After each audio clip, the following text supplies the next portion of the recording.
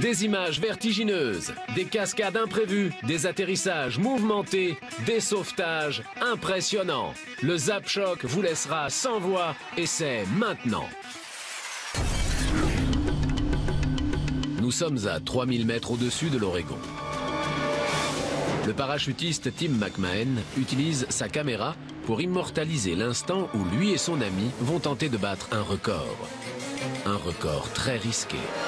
On devait sauter en étant relié par une corde et l'un de nous devait ouvrir son parachute le plus tard possible. L'autre devait donc diriger son partenaire. C'était très risqué. Ils sont prêts. McMahon ouvre son parachute. Greg tient le bout de la corde. Mais quelque chose ne se passe pas comme prévu. Et Greg chute, sans parachute.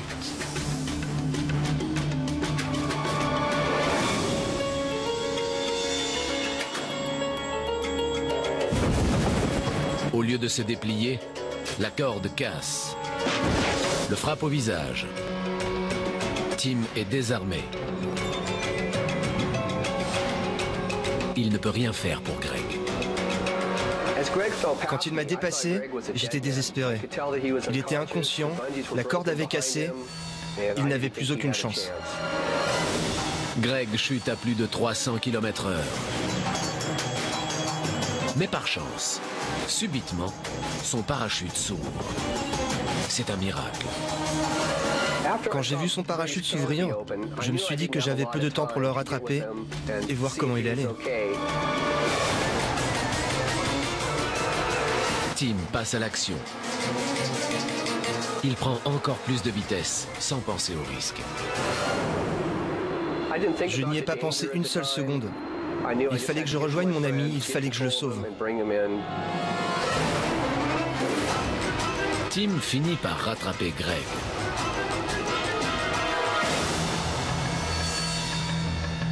Ils vont pouvoir atterrir ensemble. Ça va? Je sais pas. Il me regardait et je voyais bien qu'il souffrait beaucoup. Il y a un nouveau danger. J'ai très mal au dos. Greg doit atterrir le premier. Mais il est trop mal en point. J'ai vraiment mal. Vraiment beaucoup. Quand il m'a dit ça, je me suis rendu compte qu'il était sérieusement touché. L'atterrissage pouvait le tuer. Est-ce que tu peux bouger tes jambes? Quoi? Tu peux bouger tes jambes? Oui, mais je ne sais pas si je supporterai l'atterrissage. J'essayais de mesurer son état et je voyais bien qu'il était faible et qu'il souffrait. Probablement trop pour affronter l'atterrissage.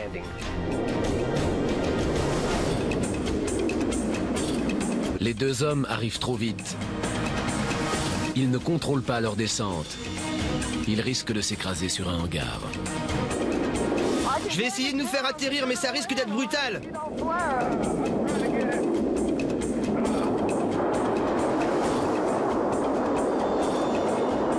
Quand je te dis de relever les jambes, tu le fais. Maintenant! Ils sont au sol. Venez nous aider! Non! Au secours! Greg est directement transporté à l'hôpital. Il est grièvement blessé. En cédant, la corde a touché son dos et son cou. J'avais l'impression d'avoir percuté un camion de plein fouet. Mais Greg se rétablit. Avec son ami, ils n'ont pas battu le record, mais ils ont quelque chose de bien plus précieux. L'amitié. Il a mis sa vie en danger pour sauver la mienne. S'il ne l'avait pas fait, je ne serais plus là.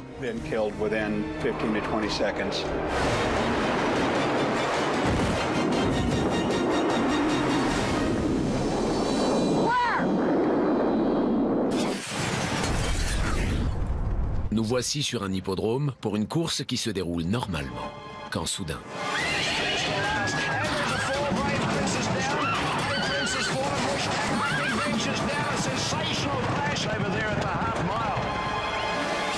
La patte gauche du cheval se tord et entraîne sa chute. Les poursuivants tombent comme des dominos. Et c'est la réaction en chaîne. Le cheval a eu un problème. Et le cavalier n'a pas eu le temps de réagir. Je croyais qu'il était blessé à la patte, mais ça n'avait pas l'air de beaucoup le gêner car il arrivait à garder son allure. Je n'ai pas voulu abandonner et on a continué. Mais sa patte n'a pas tenu.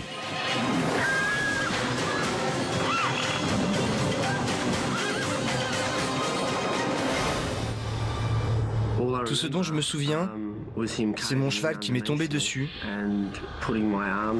qui m'a écrasé le bras et tout le corps, et après, tous les concurrents qui sont tombés. Je me souviens surtout de la douleur que j'ai ressentie dans tout le corps. J'étais malgré tout heureux d'être toujours en vie. Dans l'histoire des courses australiennes, on n'a jamais vu chute aussi grave.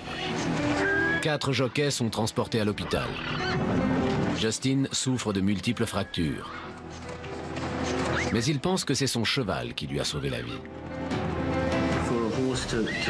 En me passant sur le corps, il m'a évité de me faire piétiner par les autres chevaux. Ce n'était sûrement pas intentionnel de sa part, mais c'est ce qui m'a sauvé la vie.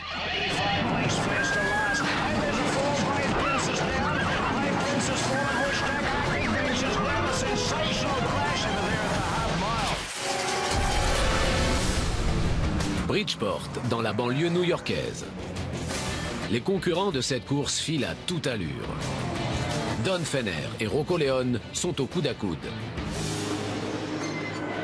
Dans ces moments-là, une seule chose compte, la victoire. On est prêt à tout pour dépasser son concurrent et franchir la ligne d'arrivée le premier. Don s'apprête à tenter le tout pour le tout. Don s'apprête à tenter le tout pour le tout. Il n'aurait pas dû.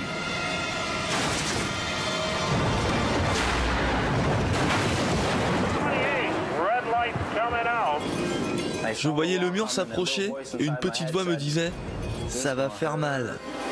La voiture de Don se retourne avant d'être percutée par celle de Rocco. Le choc a été très fort. Je n'oublierai jamais le bruit que ça a fait.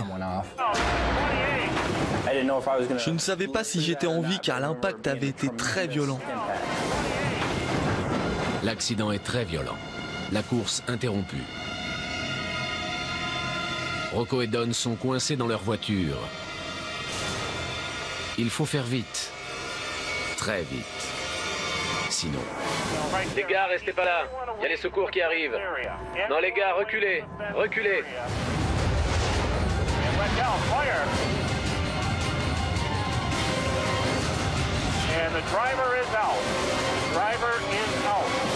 Ça s'est embrasé d'un coup. Tout ce que je voyais était rouge. Il y avait des flammes partout, à l'intérieur comme à l'extérieur de la voiture.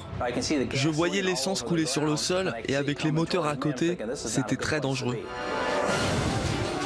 Rocco réussit à s'extirper de sa voiture, mais il est en feu. Quand j'ai enfin réussi à sortir, j'ai vu que ma main, mon dos et ma jambe étaient en feu. J'ai roulé sur le sol, car c'était la seule chose à faire pour l'éteindre. Je voyais que ma main brûlait toujours. Finalement, je me suis relevé et j'ai enlevé mon gant.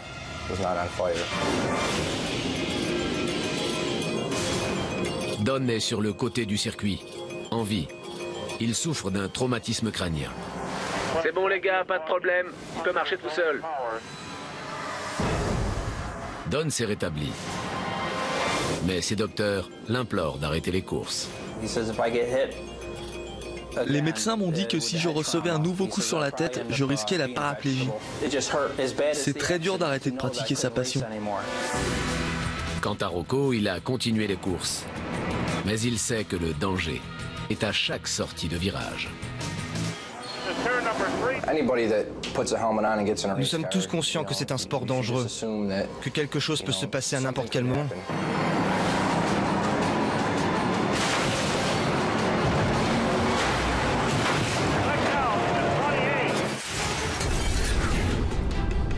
Nous voici maintenant aux États-Unis, dans le Missouri. La tempête fait rage. Brenton Wilson, un adolescent de 17 ans, n'en revient pas. Regarde ça, c'est fou! Quand j'ai vu cette tornade s'approcher de mon jardin, j'ai attrapé ma caméra et je me suis mis à filmer. La voilà, elle arrive droit sur nous. C'est une tornade, une énorme tornade. Et elle approche, dangereusement. Ça va devenir dangereux par ici. On ne savait pas trop quoi faire, ni où aller. Brenton court vite se réfugier à l'intérieur de la maison. Je me sentais en sécurité. Mais j'aurais dû partir. Je ne sais pas à quoi j'ai pensé. La tornade détruit tout sur son passage.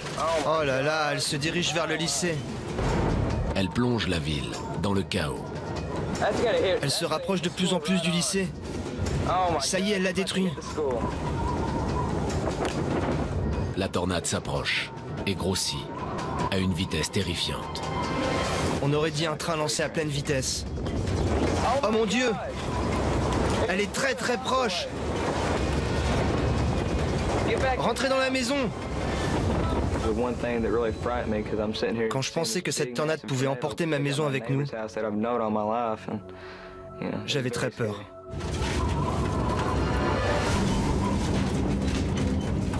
Subitement, la tornade change de direction et finit par s'éloigner.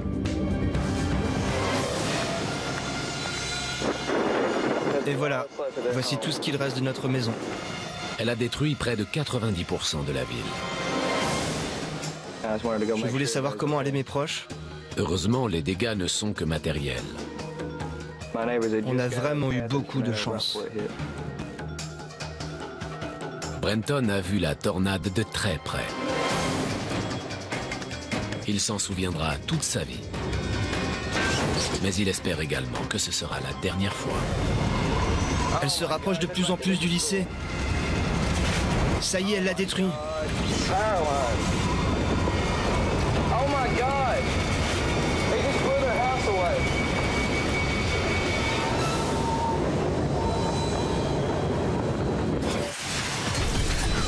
Chicago, dans l'Illinois. Une brigade de pompiers est en train de livrer un combat contre un incendie dans une maison. Le feu est trop important. Les pompiers décident donc de passer par le toit. Le grenier semble épargné. Et soudain, des flammes traversent le toit. Descendez, descendez! Vite! Deux hommes utilisent l'échelle pour se mettre à l'abri. Le capitaine John Franco est encerclé par les flammes. On a besoin d'eau pour le grenier, vite, le grenier! La fenêtre, pas le toit!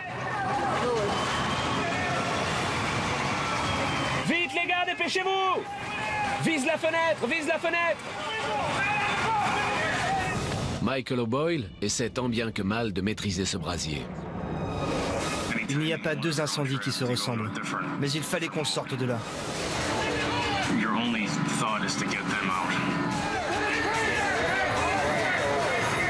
Le capitaine Franco s'éloigne des flammes pour ne pas brûler. Placez une échelle à l'arrière, c'est très dangereux, les gars! Vite! Les gars, l'échelle! Le capitaine cherche un moyen de redescendre.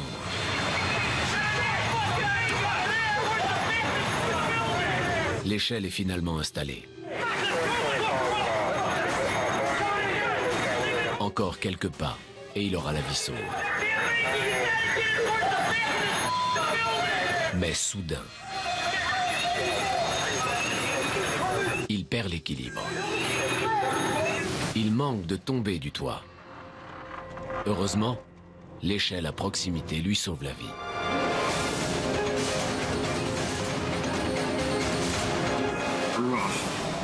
Quand j'ai glissé sur le toit, je ne pensais pas que l'échelle me retiendrait.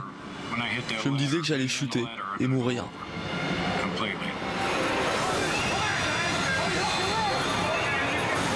Par deux fois, cette échelle a sauvé la vie du capitaine. Il peut lui dire merci.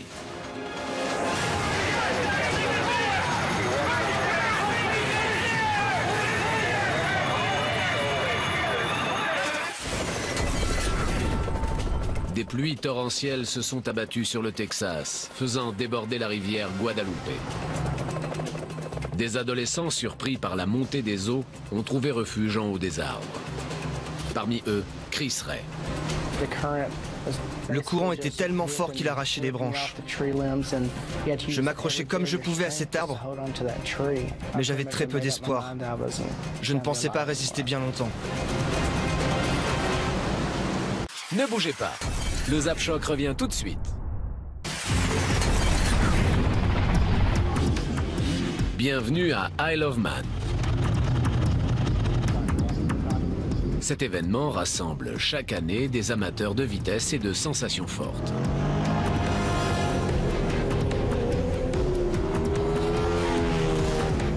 Les riders s'élancent pour un tour de chauffe.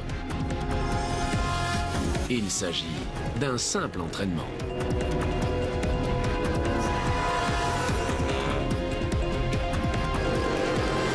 Au guidon du bolide 114, David veut faire forte impression. Mais trop. C'est trop.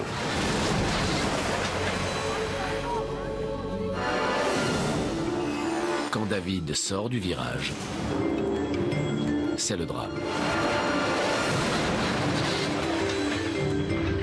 Au lieu de ralentir, il a accéléré. David s'est envolé à plus de 150 km/h.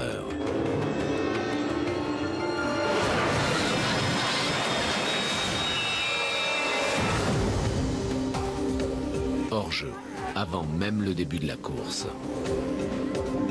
C'est sur une civière que David quitte la piste. Mais rassurez-vous, il est sain et sauf. La prochaine fois, il se réservera pour la course.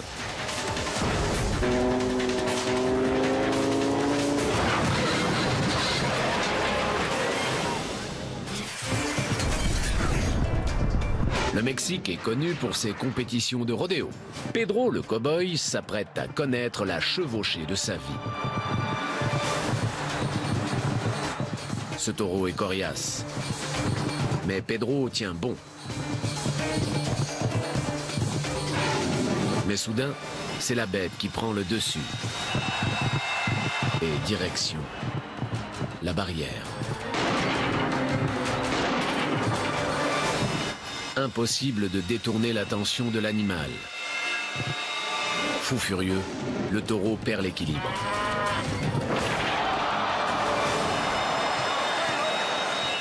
Pedro a la jambe coincée.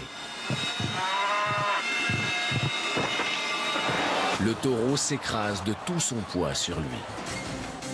Regardons à nouveau les images. Pedro ne parvient pas à dégager ses jambes. Et la demi-tonne de la bête en furie s'abat sur lui. Arrive-t-il encore à respirer?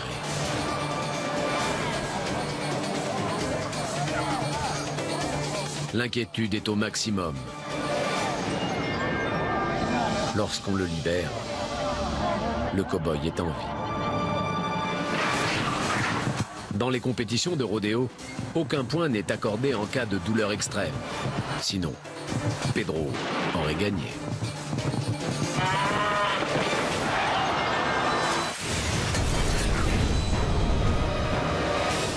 Bienvenue sur les sommets enneigés de l'Alaska.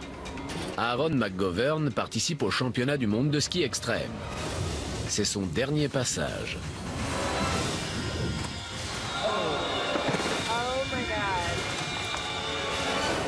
Il saute, mais il perd l'équilibre et il est entraîné dans une chute vertigineuse. Il rebondit sur la neige. Aaron fonce sur les rochers. Il ne contrôle plus rien et descend de plus en plus vite.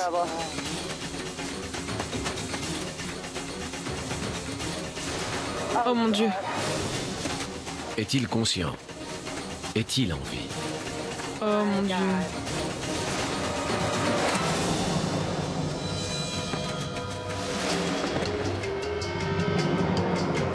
quel moment va-t-il s'arrêter? Il ne bouge pas. Aaron est vivant. C'est un miracle. Je suis resté conscient pendant toute la descente. Quand j'ai heurté les rochers et quand j'ai dévalé la pente, j'ai eu la peur de ma vie. Aaron a dévalé à plus de 100 km/h une formation rocheuse surnommée Pépite de chocolat. Dès le début, j'ai essayé de m'arrêter, mais c'était impossible. Et comme ça ne faisait qu'empirer, j'ai vraiment cru que j'allais mourir. Aaron s'en tire avec 60 points de suture et une balafre sous l'œil droit. C'est ce que l'on appelle un miracle. Je portais un casque intégral et heureusement, car la violence de l'impact m'aurait détruit le visage. Je n'aurais jamais pu survivre à ça. Après cette terrible chute, Aaron a mis un terme à sa carrière dans le ski extrême. J'avais juste envie de passer à autre chose. J'aurais pu être paralysé, avoir la colonne vertébrale brisée. J'en avais assez vu.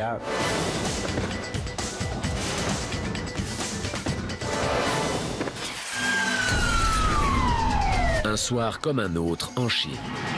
La lumière que vous apercevez dans le ciel est celle d'un avion qui s'apprête à atterrir avec 137 personnes à son bord.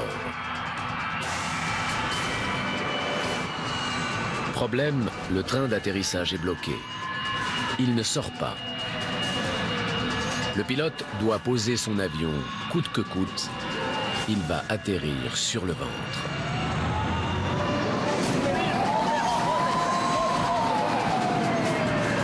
C'est une manœuvre à haut risque, car les réservoirs sont pleins. L'avion touche le tarmac. On craint le pire.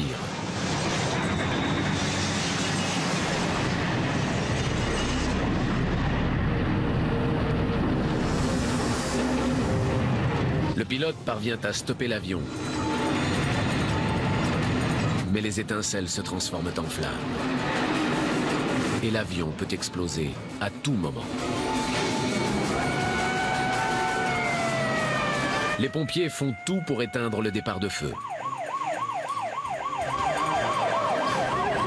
Et les passagers sont évacués et mis à l'abri. Il n'y a aucune victime. Grâce à l'efficacité des secours et surtout grâce aux nerfs d'acier du pilote.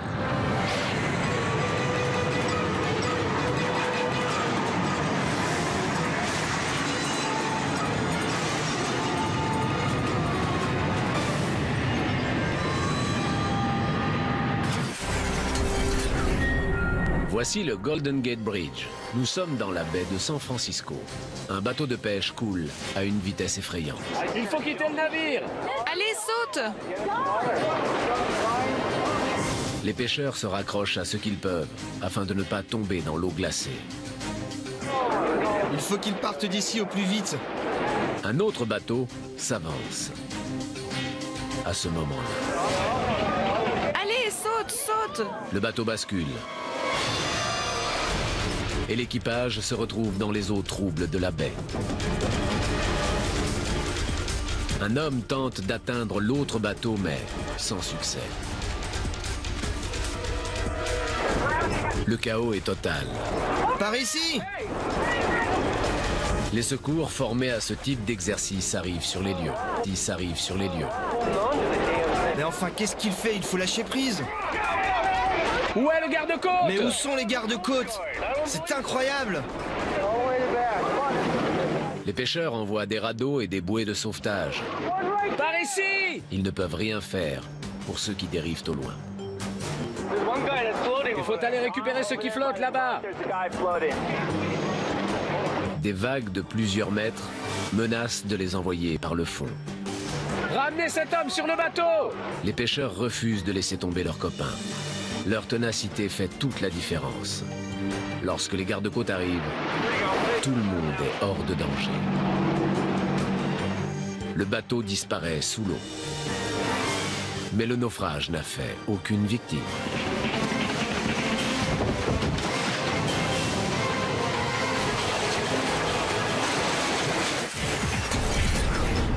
reste en Californie pour une étape à San Diego. Todd Brown filme la démolition d'une maison. Un ami à moi travaillait sur ce chantier et je me suis dit que ce serait assez sympa à filmer.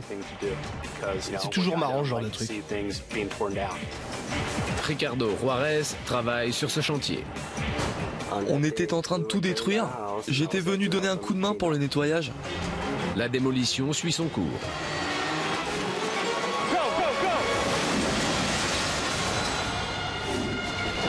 Le bulldozer dégage la toiture. Mais une mauvaise manœuvre fait brusquement tomber la cheminée. Je n'en croyais pas mes yeux. J'espérais que personne n'était resté en dessous.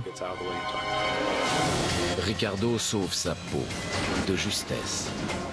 Tout est allé tellement vite que je n'ai pas eu le temps de réfléchir. J'ai juste fui. En fait, c'est le bulldozer qui s'est décalé brusquement. Le mauvais temps a rendu le sol instable. Il ne restait pas grand-chose de la maison. On avait gardé la cheminée pour la fin. Elle tenait de façon assez précaire, donc il ne fallait pas grand-chose pour qu'elle s'écroule.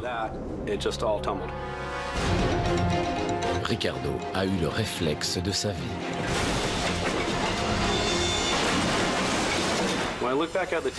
En revoyant les images, j'ai vraiment réalisé que Ricardo était passé très près de la mort. J'ai vraiment eu beaucoup de chance. Go, go, go!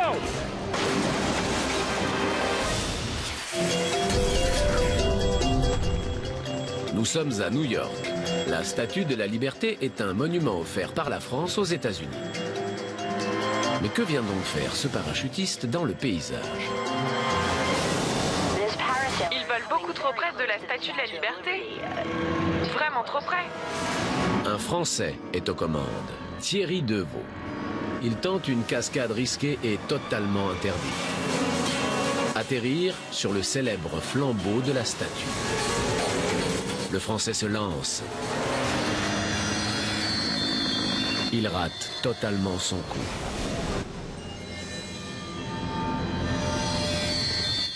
La vie de Thierry ne tient plus qu'à quelques fils. Il est suspendu dans les airs. L'équivalent de 22 étages au-dessus du vide.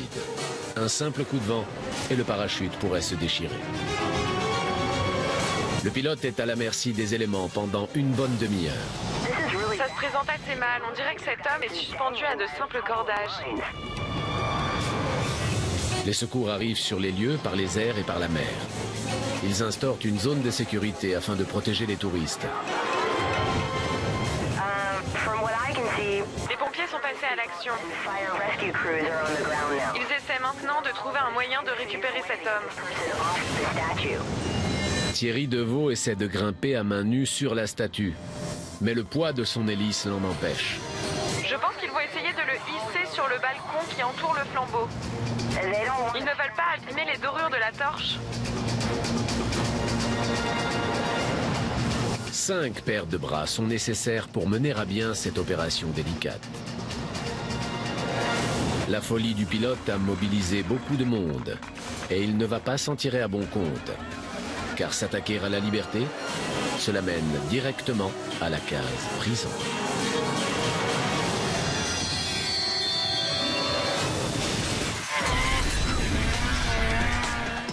Nous sommes dans l'Utah, au milieu des pistes. Le champion Steve Medrano est le roi de la descente. Certains accomplissent de véritables exploits sur des skis. Steve fait pareil, mais en motoneige. Il s'apprête à tenter une figure impossible. Un salto arrière à 360 degrés. Si j'avais réussi mon coup, j'aurais été le premier à faire ça sur une motoneige. Steve se concentre. Il se dirige droit vers la rampe.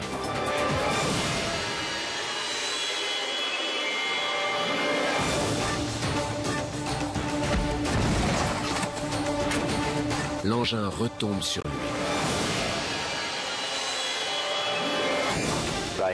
Je suis arrivé beaucoup trop vite sur la rampe. Et j'ai tout de suite compris que ça n'allait pas le faire du tout. L'engin de 300 kg retombe sur lui. Imaginez-vous avec un casque sur la tête et qu'on vous jette un piano dessus. Eh bien, c'est à peu près ce qui m'est arrivé. Steve est enseveli dans la neige. On aperçoit uniquement ses mains et ses pieds. Ses amis se précipitent et s'aperçoivent que son casque n'a pas résisté au choc. La situation est critique. Ils étaient tous vraiment inquiets. Ils ont vraiment cru que j'étais mort. Ne bougez pas. Le Zap-Choc revient tout de suite. Quand il s'agit de sport extrême en haute altitude, Boyd Wilkinson a quasiment tout fait et tout tenté. Mais aujourd'hui, à 1 km au-dessus du Colorado, Boyd va tenter ce qui n'a jamais été fait. Tu peux nous expliquer ce que tu vas faire? Je vais sauter en parachute depuis cette montgolfière. Ça va être intense. Je suis super excité. On se voit en bas. 3, 2, 1, c'est parti.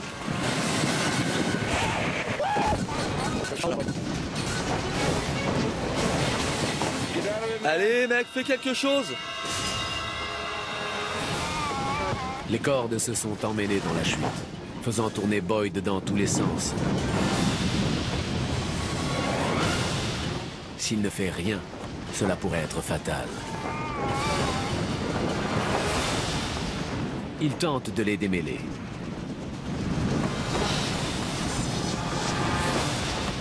Mais le temps presse et le sol se rapproche, alors Boyd tente le tout pour le tout. Il déploie son parachute de secours. Le premier est toujours ouvert. S'il est 200 mètres, Boyd ne survivra pas. Il réussit pourtant à rassembler la toile emmêlée et à la coincer entre ses genoux.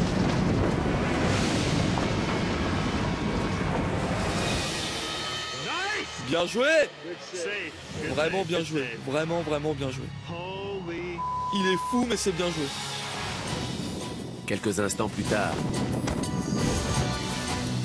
Boyd est de retour sur la terre ferme. Je retenterai ce saut, mais pas aujourd'hui. Plus tard. Le plan était de sauter depuis cette montgolfière avec une toile faite pour le parapente. C'est pas fait pour être plié, donc elle était dépliée avant même que je ne saute.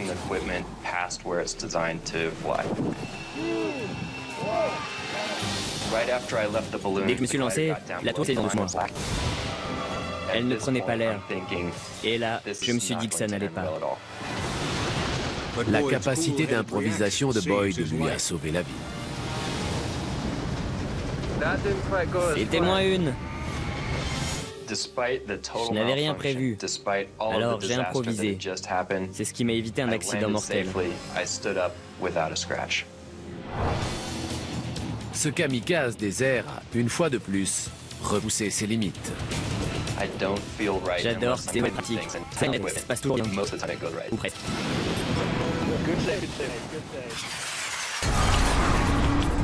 Paris, en Californie. Bienvenue au championnat de course sur piste. Le pilote Kevin White a besoin de points. Son équipe le pousse à utiliser la nitro même dans les virages. C'est le seul moyen de pousser son véhicule au-delà des limites. Le seul moyen aussi pour gagner.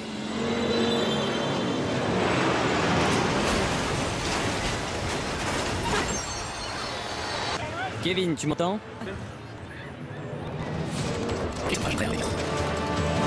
Mais l'axe de sa roue avant se coince et elle se retrouve en parallèle de la piste.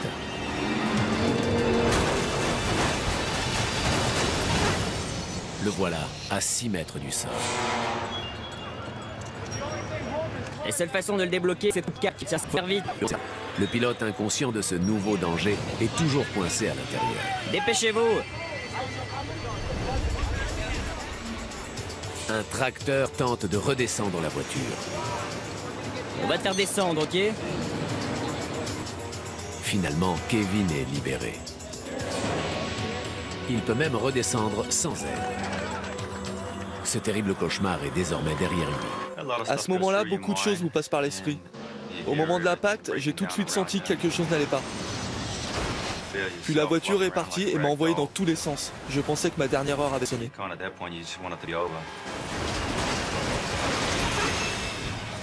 L'un des hommes de mon équipe m'a dit de ne surtout pas détacher ma ceinture. Si je l'avais fait, j'aurais fait une très lourde chute.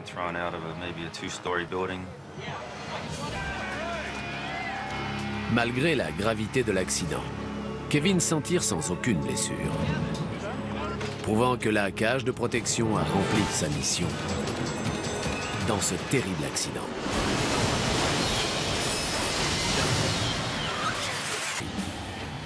L'homme contre la nature.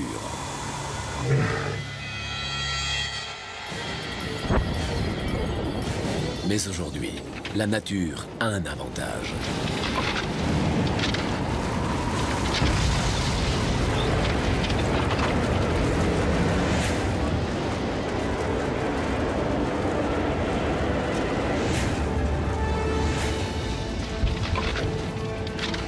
La fonte des glaces fait chuter des blocs de plusieurs dizaines de mètres.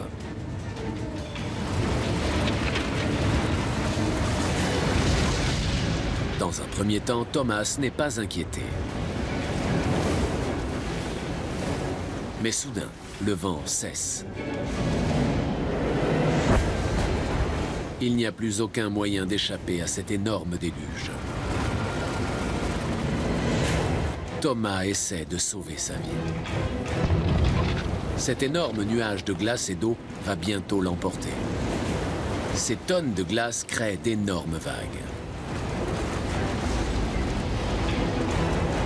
Mais soudain, un espoir. Le vent refait son apparition. Pour surfer, un windsurfer a besoin de vagues mais aussi de vent. Si les deux conditions ne sont pas réunies, on ne peut pas pratiquer notre sport. Il bénéficie d'un timing parfait et d'une incroyable histoire à raconter. J'ai entendu un craquement. J'ai regardé derrière moi et j'ai vu cette tour de glace s'écrouler. Je savais qu'en touchant l'eau, ça allait créer une vague qui emporterait tout sur son passage, moi y compris. Cette fin très heureuse est l'une des plus incroyables. Mais ce n'est pas pour autant qu'il voudra recommencer. C'est le moment le plus excitant que j'ai vécu dans ma vie.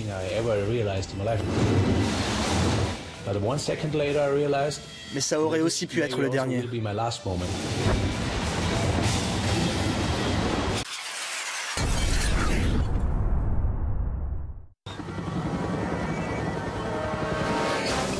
Steve est gravement touché à la tête.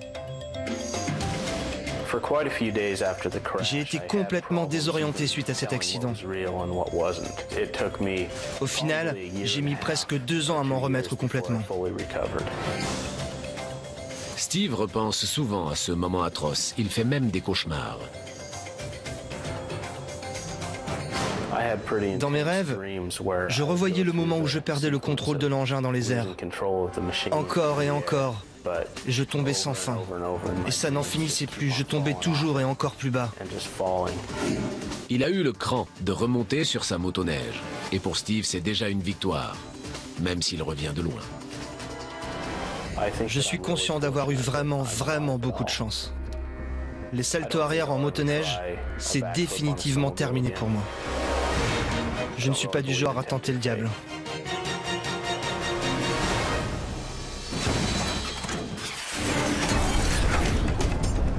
Chesapeake, en Virginie. Une fumée inquiétante s'échappe d'un voilier. Le mât a touché une ligne à haute tension. Ces gens vont frire sur place. Il y a 2 personnes à bord, Joe Spence et Bonnie Jagger. Ils se battent pour sauver leur bateau. Soudain, le mât heurte une 2e ligne à haute tension. «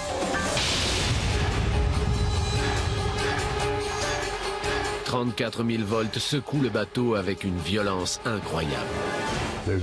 L'explosion a été très violente. Ça fait un bruit perçant. Impossible à décrire. L'explosion provoque un départ de feu à l'intérieur même du bateau. On avait des réservoirs de propane. J'ai eu très peur. Tout l'arrière du bateau risquait d'exploser. Sur la berge, on craint pour la vie du couple. Mais allez, saute dans l'eau! Allez, saute! Quand on vit sur l'eau, on pense d'abord à sauver son bateau. On ne quitte pas le navire avant d'avoir tout fait pour ça. Les flammes se rapprochent dangereusement des réservoirs de carburant. Il y avait pas mal de gens dans de petites embarcations tout autour de nous.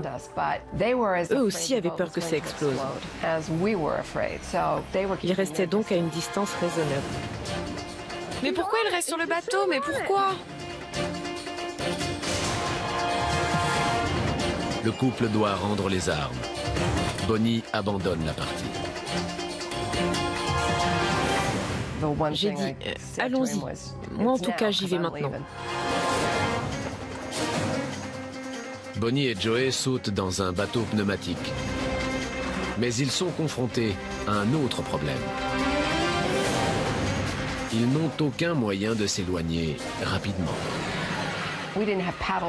On n'avait pas de rame. Il y avait un gamin dans un canoë à proximité avec son père. Il nous en a passé une. Le couple s'éloigne mais assiste à un bien triste spectacle. Le bateau de leur rêve part en fumée. Les pompiers n'ont pas réussi à l'atteindre avec leur lance anti-incendie. Ils ont dû tout laisser brûler. On a de la chance d'en être sortis vivants.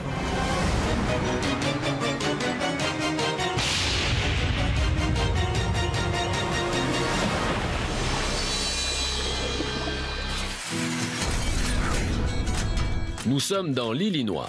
Un fermier, Stan Frazier, cherche à se débarrasser d'un vieux silo à grains afin de mettre en place de nouvelles installations. Par souci d'économie, il préfère utiliser de la dynamite. On connaît pas mal de gens qui savent faire ce genre de choses. Ils gèrent ça très bien, je ne voulais pas qu'ils s'y attaquent tout seuls. Afin de rassurer sa femme, Stan trouve une nouvelle solution.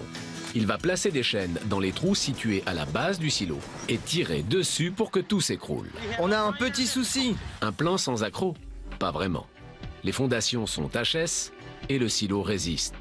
Debout et très instable. C'était censé être rapide, mais ça ne s'est évidemment pas passé comme ça. Un voisin expérimenté a une idée pour en finir avec ce silo récalcitrant. Comme il penche déjà, il suffit de pousser tranquillement avec un bulldozer. Diane n'est pas convaincue. On a 2 enfants et je ne voulais pas les élever toute seule. Comment j'aurais fait? Diane n'a pas le temps d'intervenir. Son mari est déjà passé à l'action. Et elle assiste à une scène qui restera gravée dans sa mémoire à tout jamais.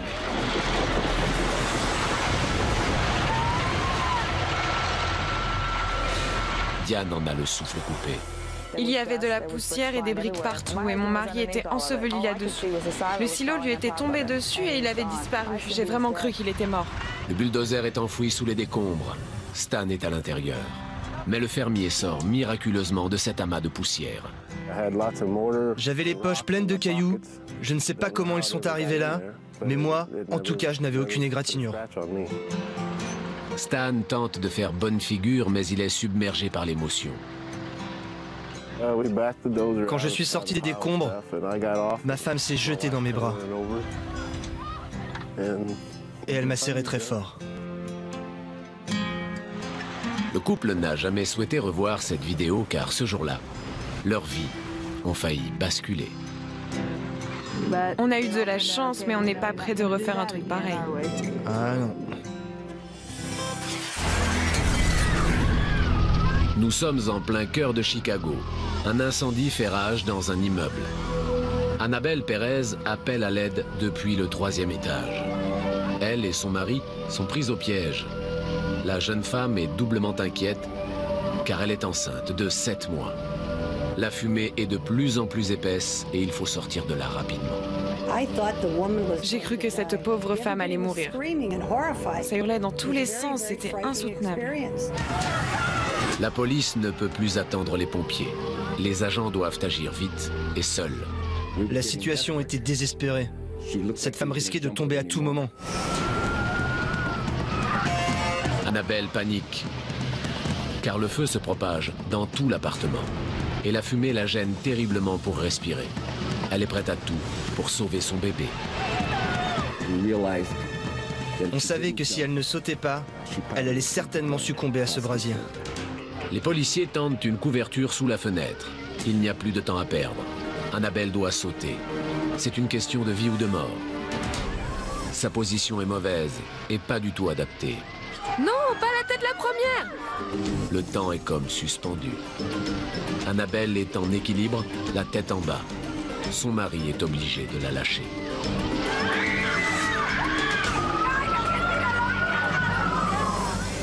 Les policiers font de leur mieux, mais l'impact est beaucoup trop fort. La jeune femme passe à travers la couverture et s'écrase au sol. Elle est tombée avec une telle force que la couverture n'a pas tenu. Elle s'est retrouvée par terre. Les pompiers arrivent enfin sur les lieux, mais le mari d'Annabelle ne peut plus attendre. Il doit se débrouiller pour descendre, et il s'en sort plutôt bien. Il se précipite alors vers sa femme, prise en charge par les secours. Annabelle n'avait pas d'autre choix. Il fallait sauter pour sauver sa vie et celle de son bébé. Je me suis dit qu'on allait mourir, qu'on allait brûler. On imagine sans peine que ses dernières pensées ont été des prières pour son bébé. C'est pour cette raison que j'ai décidé d'y aller la tête la première. C'était pour protéger mon bébé. J'ai fait ça pour lui laisser une chance de survivre. C'était mon devoir de mère. On a eu une chance incroyable. Tellement incroyable que l'enfant a été baptisé Milagro, miracle en espagnol. C'est toute ma vie.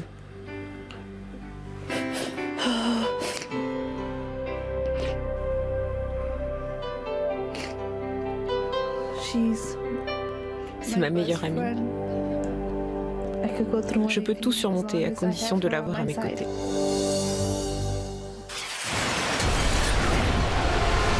Nous voici en Argentine. Des pluies torrentielles ont transformé une rivière en force meurtrière. Les villageois essaient de protéger leur maison en installant un barrage de fortune fait de sacs de sable. Mais la bataille est perdue d'avance. La rivière redouble de puissance.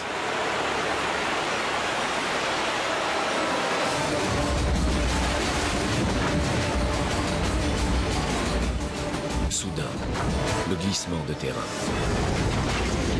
Comme si un tremblement de terre s'était abattu sur le village. Les maisons sont pulvérisées. L'équivalent de plusieurs terrains de football disparaît en à peine 10 secondes. Le village est quasiment rayé de la carte. Par miracle, le glissement de terrain n'a fait aucune victime. Les maisons ont été évacuées juste à temps.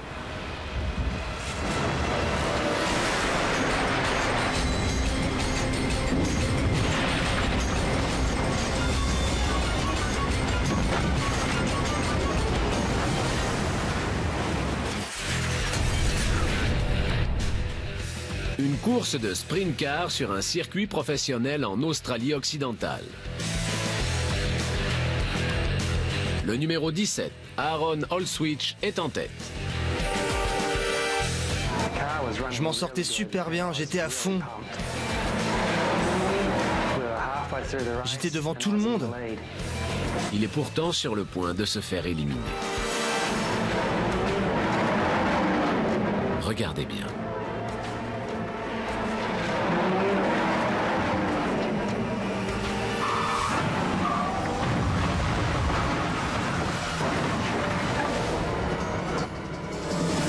Regardez à nouveau. Aaron est percuté par un concurrent.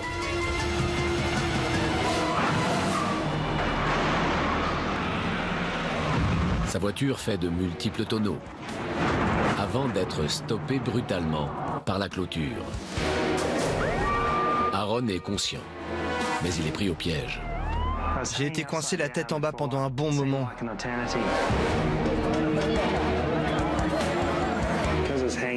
Ma ceinture de sécurité était bloquée, je n'arrivais pas à me dégager. Aaron réalise soudain qu'il court un danger encore plus grave. Il y a une fuite de carburant.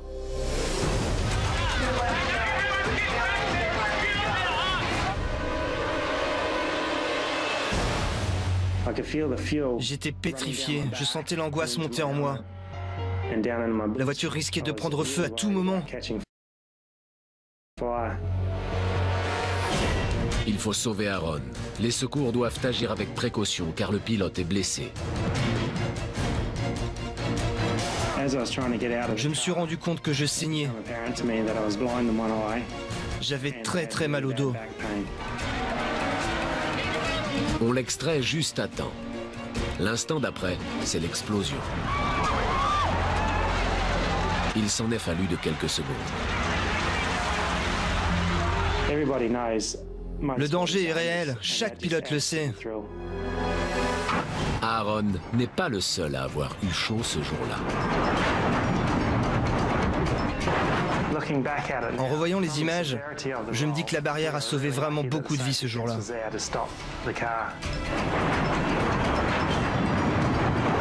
Le public était venu nombreux. Ça a failli virer au drame. Ça aurait été une catastrophe.